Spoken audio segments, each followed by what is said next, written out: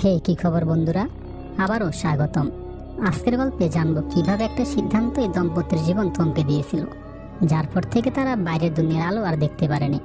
এর মাঝে আপনারা কে কোন জেলা থেকে দেখছেন কমেন্টে জানিয়ে যাবেন। আজ মায়া আর ববজির বিবাহ বার্ষিকী। এই বিশেষ দিনটা সেলিব্রেট করার জন্য তারা একটা ছোট্ট ট্রিপে বেরিয়েছে। তাদের যাত্রার শুরুটা হচ্ছে বিশাল সমুদ্র থেকে, যেখানে তারা কিছুটা শান্ত সময় কাটাবে এবং তারপর তাদের পরের গন্তব্যের দিকে যাবে। কিন্তু এই সময় মায়ার চোখে দূরে সুন্দর একটা দ্বীপ পড়ে, যেখানে যেতে সে জেদ ধরল। যদিও ববজি প্রথমে যেতে চাইছিল না, কিন্তু স্ত্রীর ভালোবাসার কাছে হার মানল। সে বলল, আজ আমাদের স্পেশাল দিন, চলো নতুন কিছু এক্সপ্লোর করে। কিন্তু তারা বুঝতেই পারেনি যে এই সিদ্ধান্ত তাদের জীবনের গতি পুরোপুরি পাল্টে দেবে। ওরা নিজেদের ছোট্ট রাবারের নৌকাটি সমুদ্রে নামিয়ে সেই দ্বীপের দিকে যাত্রা শুরু করলো। কিন্তু দ্বীপে পা রাখতেই তারা বুঝতে পারলো, দূর থেকে যা সুন্দর দেখায় কাছ থেকে সবসময় তেমন হয় না। চারপাশ জুড়ে শুধু নীরবতা, বিরান ভূমি আর এক ধরনের ভুতুরে পরিবেশ। মায়া বলল, এত দূরে এসে পড়েছি, একবার ঠিক মতো ঘুরে দেখি, না হলে এতটা আশাটাই বৃথা হবে। তারা চারপাশটা ঘুরতে লাগলো। হঠাৎই তারা কয়েকটা পুরনো মরিচা ধরা যন্ত্রপাতি দেখতে পেল। দেখে তাদের মনে হলো হয়তো বহু বছর আগে এখানে ব্যবসায়ীরা বড় বড় জাহাজ নিয়ে আসতো, অথবা হয়তো কোনো বৈজ্ঞানিক পরীক্ষা নিরীক্ষা চলতো। তুমি কি মনে করো? তারা দ্বীপের সবচেয়ে উঁচু জায়গায় উঠে কয়েকটা ছবি তুললো। কিন্তু তখনই ববজি লক্ষ্য করলো যে আকাশ ধীরে ধীরে কালো হয়ে যাচ্ছে। তার মনে সন্দেহ হলো, এটা কি কোনো বড় ঝড়ের লক্ষণ? ববজি বেশি ঝুঁকি না নিয়ে দ্বীপ থেকে বেরিয়ে যাওয়ার সিদ্ধান্ত নিল। তারা দ্রুত নৌকাটি পানিতে নামালো। কিন্তু তখনই ঝড় শুরু হয়ে গেল। সামুদ্রিক ঢেউ ভয়ঙ্করভাবে তাণ্ডব চালাচ্ছে। এখন যদি তারা আর কিছুক্ষণ পানিতে থাকে তাহলে বেঁচে যেতে পারে। তাই তারা সিদ্ধান্ত নিল আপাতত দ্বীপেই ফিরে যাবে। রাতের জন্য তারা একটা ছোট্ট আশ্রয় বানিয়ে নিল এবং অল্প আগুন জ্বালিয়ে সারা রাত কাটালো। কিন্তু পরের সকাল তাদের জন্য আরো ভয়ঙ্কর বিপদ নিয়ে এলো। যখন তারা সমুদ্রের দিকে তাকালো, দেখলো তাদের নৌকাটি কোথাও নেই। মায়ার সন্দেহ হলো হয়তো ববজি তাড়াহুড়ো করতে গিয়ে নোঙর ঠিক মতো ফেলতে ভুলে গেছে। কিন্তু ববজির দৃঢ় বিশ্বাস ছিল সে নোঙর ফেলেছিল। ওরা ভাবলো হয়তো গত রাতের ভয়ঙ্কর ঝড়ে নৌকাটি ভেসে গেছে। তারা দ্রুত দ্বীপের চারপাশ ঘুরে নৌকাটি খুঁজতে শুরু করলো।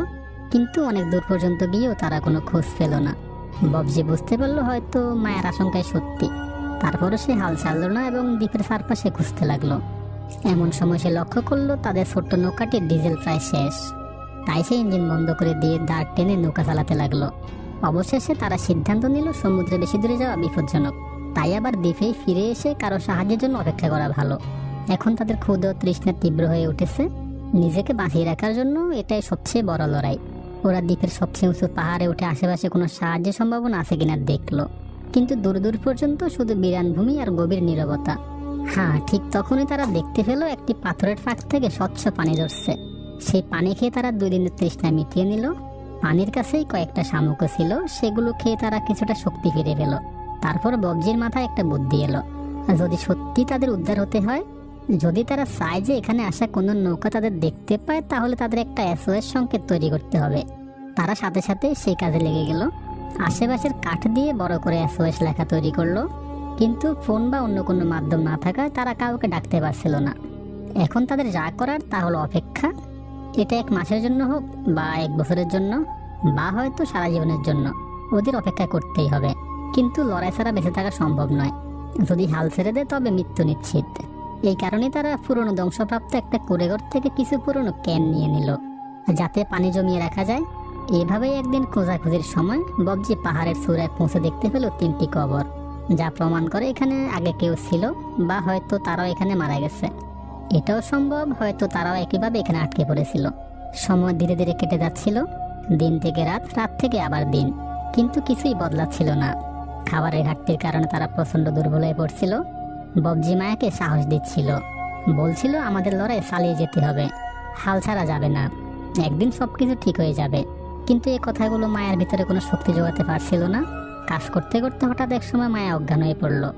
ববজি দ্রুত তাকে তুলে নিয়ে একটা ছোট্ট ঝুঁকিতে শুইয়ে দিল। সারা রাত ভেবে ববজি সিদ্ধান্ত নিল, এভাবে বসে থাকলে মৃত্যু নিশ্চিত, তাদের খাবারের ব্যবস্থা করতেই হবে। সে ধারালো একটা অস্ত্র তৈরি করলো।